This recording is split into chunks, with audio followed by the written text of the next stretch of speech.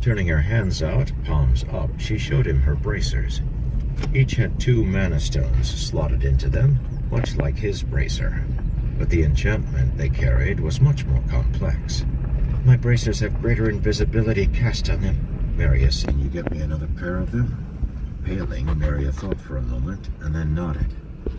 Yes. However, it would require killing another shadow guard. Frowning, John shook his head. Forget it. Take me to the wilds where that mage escaped without alerting anyone that something is wrong. Bowing her head slightly, Maria activated her greater invisibility spell and vanished. For a moment she thought about running, but the burning feeling in her chest convinced her that was a terrible idea. John had been able to find her even when she was invisible, so now that they were connected by the flame that sat next to her heart, she knew there was no way to escape. Please follow me and I'll lead you to the gate.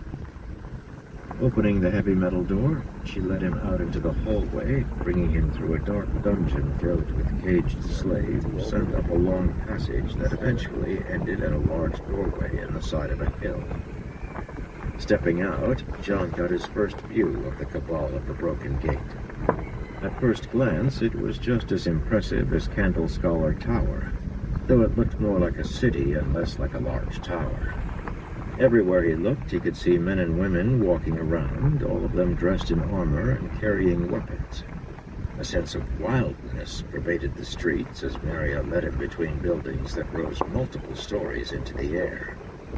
Part of it was the savage look that most of the people around him cultivated, but John could also